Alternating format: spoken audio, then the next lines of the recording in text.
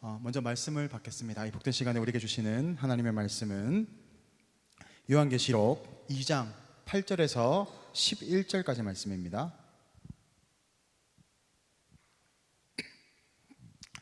요한계시록 2장 8절에서 11절까지 말씀, 변함없는 사랑과 충성으로라는 제목으로 하나님 말씀 받겠습니다.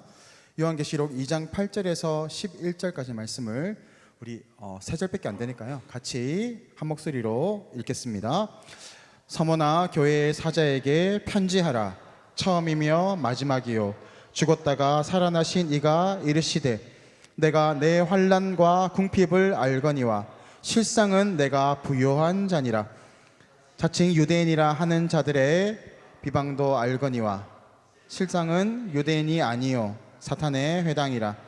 너는 장차 받을 고난을 두려워하지 말라.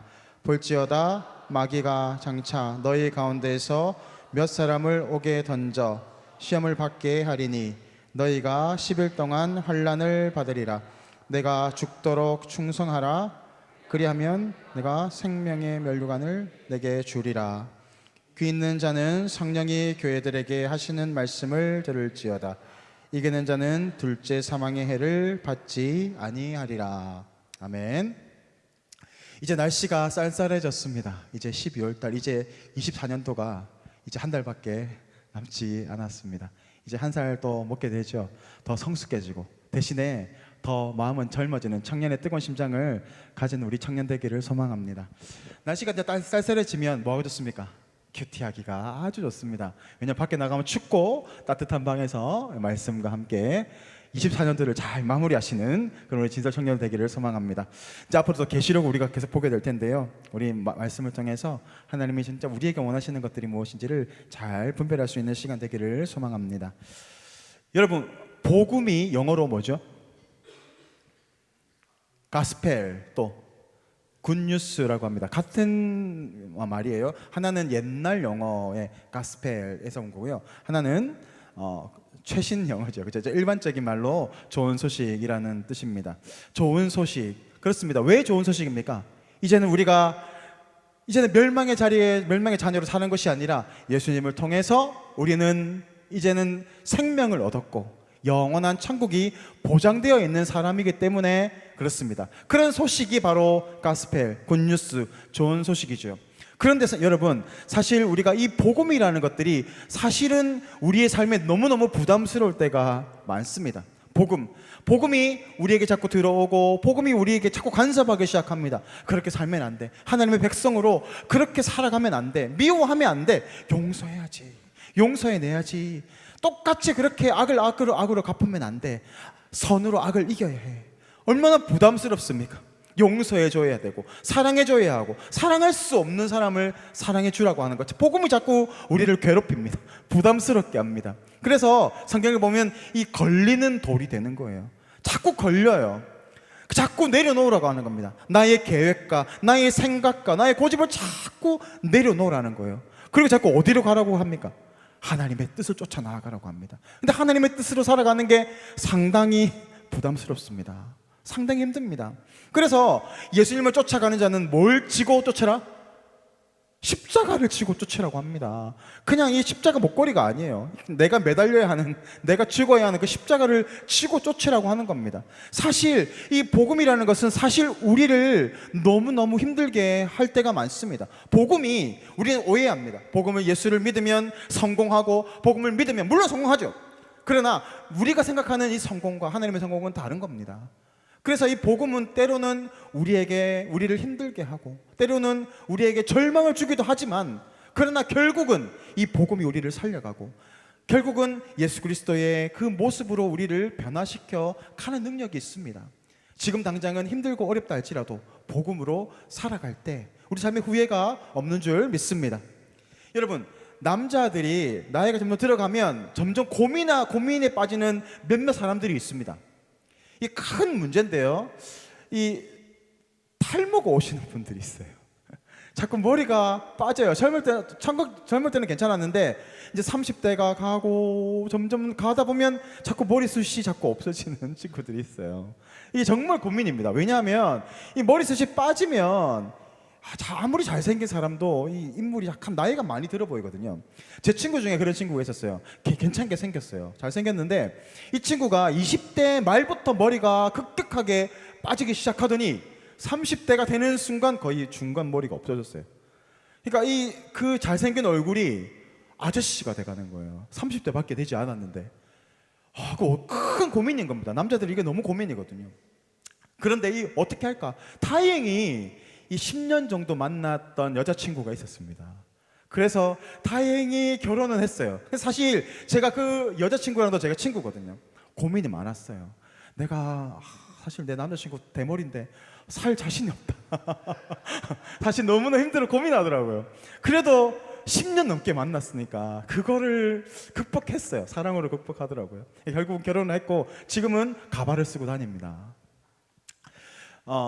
그런데 이 대머리가 되는 게 상당히 고민입니다. 그죠? 근데 이 대머리 된 것도 서러운데 안 좋은 속설이 있어요. 대머리에 대한 부정적인 선입견이 있습니다.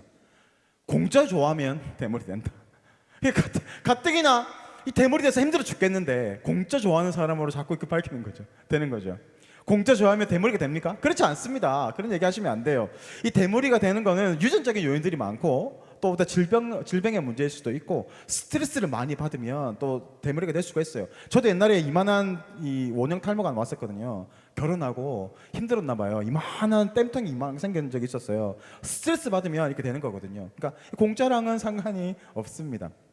근데 여러분, 우리 영혼에 대머리가 될 수 있어요. 그 무슨 말일까요? 이 영혼의 대머리는 공짜를 자꾸 좋아하면 우리 영혼이 대머리가 됩니다. 이 대머리는 보통 남자가 오잖아요. 근데 이 영혼의 대머리는 자매도 옵니다. 이 영안의 눈을 뜨고 한번 보세요. 주위를 한번 살펴보세요. 여기 보면 한 두 분 보이는 것 같아요. 탈모가 자꾸 진행되는 사람들이 있어요. 이제 영혼이 자꾸 공짜를 자꾸 좋아하면 안 돼요. 우리가 구원을 받았어요. 그죠? 우리 은혜를 받았습니다. 이 은혜라는 게 뭡니까? 은혜는 하나님께서 우리에게 값없이 베풀어 주시는 하나님의 무조건적인 사랑이에요. 그냥 조건이 없어요. 그냥 하나님이 우리를 사랑하심으로 그냥 거저 주시는 것을 바로 이 은혜라고 합니다. 그래서 세상의 은혜와 이 기독교적인 은혜는 완전히 달라요. 어머니의 은혜, 스승의 은혜, 또 여러 가지 은혜들이 있지만 정말 아무런 조건 없이 내가 착하건 나쁘건 내가 하나님을 사랑하건 그렇지 않건 간에 하나님의 일방적으로 우리에게 부어주시는 무조건적인 사랑, 그게 바로 기독교적인 은혜입니다. 그렇다면 여러분이 이 은혜를 받을 수 있는 자격이 있습니까? 송지장, 나는 예뻐서 나는 은혜 받아 자격이 있어요 할 수 있겠어요? 아니에요. 그런 사람이 하나도 없어요. 물론 예쁘지만 네. 아무리 예뻐도 아무리 똑똑해도 능력이 있어도 그것으로는 우리가 은혜 받을 수 있는 자격이 없어요. 우리가 받은 은혜가 어떤 것입니까? 구원이에요. 구원. 우리가 죽으면 그냥 영원한 징벌 가운데 절망 가운데 영원한 절망으로 살아가야 되는데 아니, 하나님은 거기서 우리를 건져주셨어요. 근데 이게 우리 힘으로는 감당이 안 되니까, 우리 힘으로 아무리 노력해도 되지 않으니까 하나님이 일방적으로 우리에게 은혜를 베풀어 주신 거예요. 그러니까 우리 자격이 아니에요. 내가 잘나서가 아니고 나의 공로 때문도 아니에요. 일방적인 하나님의 은혜다라는 겁니다. 그렇다면 하나님이 왜 이런 은혜를 베풀어 주실까요? 하나님이 우리에게 이런 은혜를 베풀어 주실 이유가 없습니다. 왜냐하면 하나님은 이미 은혜를 베풀어 주셨고 천지 만물을 창조해 주셨어요. 그런데 우리가, 이 사람이, 인간이, 이 본성이 그래서 이 죄에 미혹되면서 선악과를 따먹고 내가 실수해서 죄를 짓게 됐고, 그리고 하나님과 원수 되었잖아요. 그러면 하나님은 하실 만큼 했어요. 좋은 것을 주셨어. 그럼에도 불구하고 하나님은 은혜를 베풀어 주세요. 근데 그런 이유가 없다니까요. 용서해 줄 이유가 없고 우리를 사랑해 줄 이유가 없고 은혜를 베풀어 줄 이유도 없어요. 더군다나 자기의 가장 사랑하는 아들 독자 예수님을 우리를 위해서 보내주실 이유가 없습니다. 전혀 없죠. 왜 보내줍니까? 나의 그 사랑하는 아들 예수를 왜 보내주겠어요? 그런 이유가 없는 겁니다. 보내주신 것도 감사한데 인간의 모습으로 보내주셨어요. 예수님이 하나님의 모습으로 오셔도 되잖아요. 왕의 모습으로 오셔도 되잖아요. 그런데 초라한 인간의 모습으로 오셨어요. 그럴 이유가 없어요. 폼나게 오시면 되잖아. 그런데 더 감사한 것은 그 예수님이 죄인을, 우리의 죄를 담당하기 위해서 모욕당하셨어요. 그럴 이유가 있습니까? 예수님이 뭐 잘못했습니까? 잘못한 게 없잖아요. 그런데 침뱉음 당하시고 모욕당하시고 매 맞으시고 주먹으로 맞으시고 침뱉음 당하셨어요. 그 십자가에 못 박혀 죽으셨어요. 그럴 이유가 없었은 그 하나님께서, 하나님이신 예수님께서 십자가에 못 박혀 죽으셨습니다. 왜 그렇습니까? 하나님의 무조건적인 사랑, 우리를 사랑하시는 그 하나님이 본성이 그렇기 때문에 그렇습니다. 하나님의 공의의 하나님만 있으면 우린 다 죽었어요. 너 지금 등 붙이고 앉아있지, 졸고 딴 생각하고 있지, 너 안 되겠어. 갑자기 번개가 확 쳐가지고 멋져 죽을 수도 있어요, 공의 하나님이면. 그런데 오늘도 자비의 하나님, 긍휼의 하나님, 사랑의 하나님, 딴 생각하고 있구나, 정신 차려라 얘기하시는 거예요. 하나님은 이렇게 무조건적으로 우리를 사랑해 주신다, 그런 분이십니다. 우리가 그렇다면 그 은혜를 받았어요. 그냥 은혜를 거저 받았어요. 그죠? 그 은혜를 누리면 됩니다. 그런데 아까 처음에 얘기한 것처럼 우리가 은혜를 흘려보내지 않으면, 은혜에 합당한 모습으로 살아가지 않으면 어떻게 된다고요? 영혼의 대머리가 됩니다. 진짜예요. 우리가 받았던 그 은혜만큼 살아내야 됩니다. 그래서 우리가 어떻게 합니까? 하나님을 예배하고 찬양하고 감사하고 영광 올려드리는 겁니다. 그래서 하나님의 나라를 위해서, 교회를 위해서 헌신하고 나아가는 것 아닙니까? 근데 착각하는 사람들이 있어요. 내가 이제 하나님의 그 은혜를 받았으니까 내가 그 은혜를 갚아야지. 그러면서 나는 찬양팀으로 봉사하겠어. 나는 디사 안내로 봉사하겠어. 임원으로, 순장으로 봉사하겠어. 자, 그래, 좋아요. 그거는 물론 감사함으로 나아가면 됩니다. 그렇지만 내가 섬기는, 몸으로 때우는 거, 내가 아니면 돈을 많이 벌어서 드리는 거, 그것으로 하나님의 은혜를 갚을 수 있겠습니까? 그렇지 않아요. 그러면 우리가 드리는 이 알량한 헌금과 이 알량한 헌신, 내 거 다 챙기면서 하는 그 헌신을 봤을 때 그거 안 돼, 나의 구원의 기준에 미달 때, 그러면 다 지옥 가는 건가요? 아니잖아요. 그런 의미로 우리가 이 헌신과 봉사를 바라보면 안 됩니다. 내가 이제는 하나님의 은혜로 어떻게 되었습니까? 우리는 하나님의 은혜로 하나님의 자녀가 되었습니다. 그렇죠? 그러면 이제는 과거의 죄악의 모습대로, 과거에 살아갔던 그 삶의 방식대로 살아가는 것이 아니라 이제는 어떻게 해요? 새롭게 하나님의 자녀가 되었으니까 그 자녀답게 살아가야 한다라는 겁니다. 무슨 말인지 좀 이게 잘 안 가실 거예요. 여러분, 예전에 제가 어렸을 때는 그런 애들이 있었어요. 앵벌이라고 들어보셨어요? 앵벌이? 이 앵벌이라는 게 앵무새가 앵앵거린다 그래서 앵벌이거든요. 그러니까 어린 아이들을 잡아서 이용하는 나쁜 어른들이 있었어요. 그러니까 고아나 이 불우한 가정의 아이들을 싹 데리고 가가지고 자신이 데리고 키우는 거예요. 그러면서 뭘 지키냐고 하면 돈을 이게 앵벌이하게 해오는 거예요. 그러니까 예전에는 껌 같은 거 한 통을 줘가지고 너 이거 하나에 100원이면 하나에 500원씩 팔아가지고 가져와, 그러는 겁니다. 그러면 실제로 그런 애들이 많았어요. 저랑 비슷한 나이의 또래 아이들이 껌을 들고 다녔어요. 그래서 그 버스나 버스 정류장이나 어디 지하역 같은 데 가면 이걸 팔았어요. 껌 하나만 사주세요, 집이 너무 가난해요, 막 이렇게 하는 거예요. 그럼 어른들이 불쌍해서 이 껌을 하나 사주셨거든요. 그럼 500원, 1000원에 팔았단 말이에요. 근데 그 돈을 누가 가지고 갈까요? 앵벌이 하는 아이들이 가지고 가는 게 아니라 그들을 이용해서 이익을 착복하는 그런 나쁜 사람들이 있었습니다. 그러니까 그 아이들을 통해서 자신의 그 돈벌이를 수단으로 삼았다, 이 말입니다. 그런데 어떤 사람이 그 아이를 그 앵벌이에서 구출해내요. 구출해내서 멀리 이제 데리고 가가지고 자신의 집으로 데려갑니다. 깨끗하게 씻기고 맛있는 것도 먹이고 그렇게 하다가 자신의 양자로 삼습니다. 그러니까 이 아이는 과거 거기 막 정말 그 암울한 그 곳에서 이제는 나와서 이제는 행복한 가정의 구성원이 된 거예요. 좋은 아빠 엄마를 만나게 되었고 좋은 집에서 이제 양육을 받게 된 거죠. 그러면 이제 그때부터 어떤 삶을 살아갑니까? 이제는 앵벌이 하지 않아도 돼요. 이제는 새로운 삶을 살아가게 되죠. 이제는 학교도 가야 돼요. 깨끗하게 씻기고 머리도 깎이고 좋은 옷을 입혀서 학교를 갑니다. 학교에 가서 공부를 배우는 거죠. 이 부모가 이 아이에게 원하는 게 뭘까요?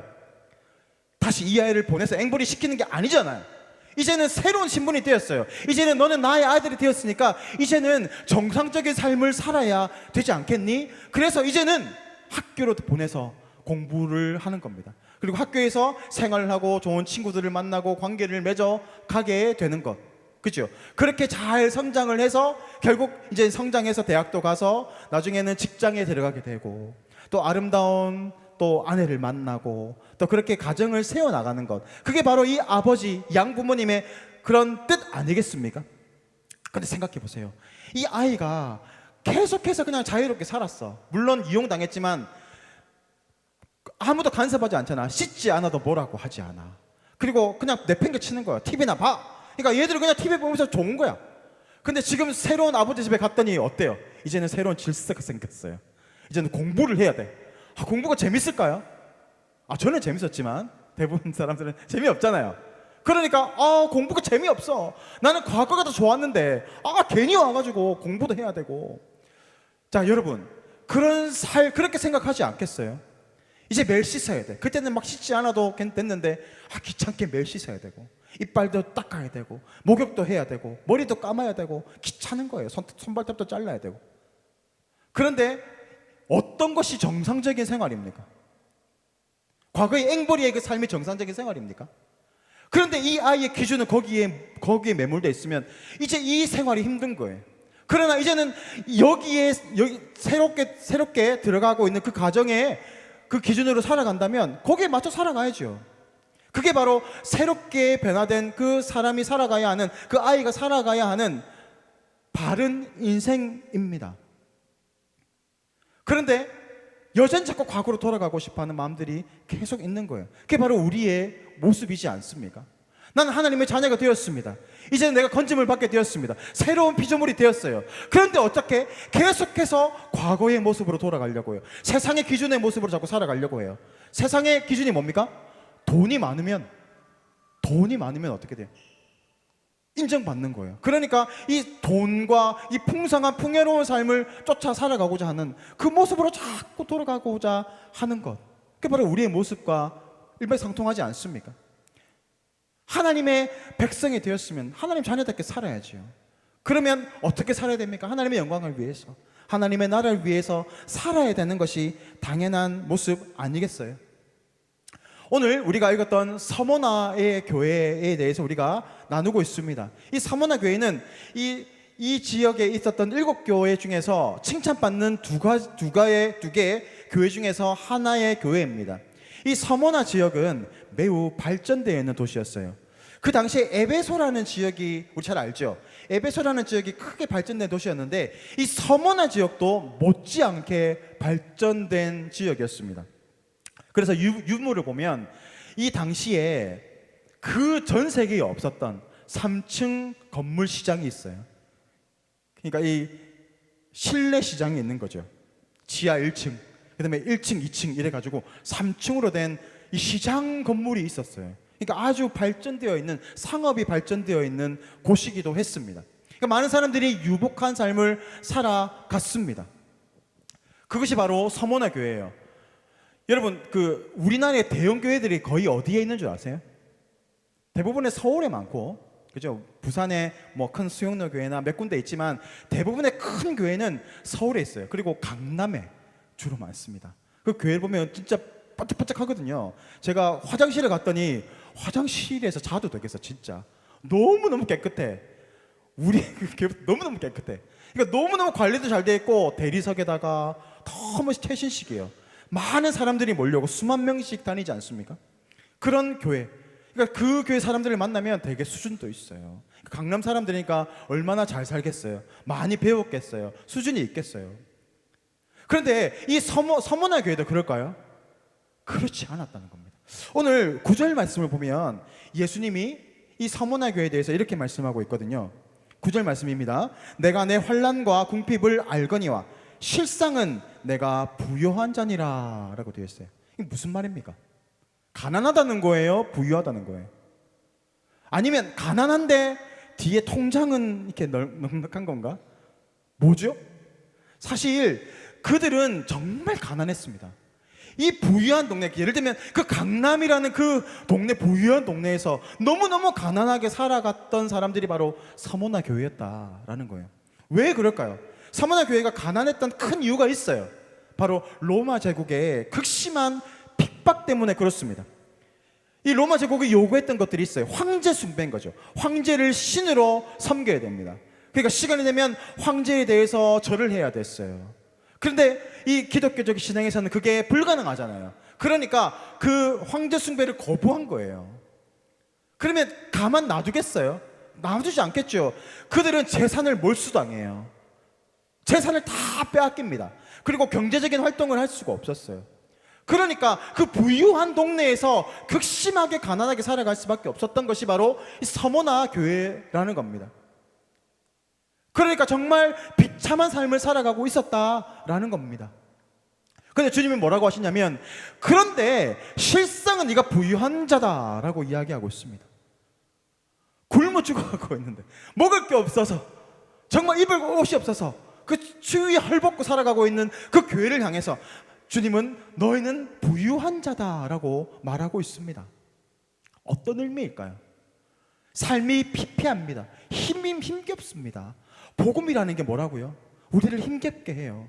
다 포기하게 내어놓게 합니다. 내가 붙잡고 있는 그 명예와 돈과 권세를 다 내려놓게 합니다. 왜? 예수 이름 하나 때문에 다 내려놓게. 그렇게 사모나 교회처럼 우리를 이렇게 핍절적으로 살아가도록 우리를 만드는 게 어떻게 보면 복음이에요. 그런데 주님은 그러한 교회 삶의 교인들의 삶의 모습을 바라보면서 부유한 자다, 행복한 자다라고 말하고 있어요.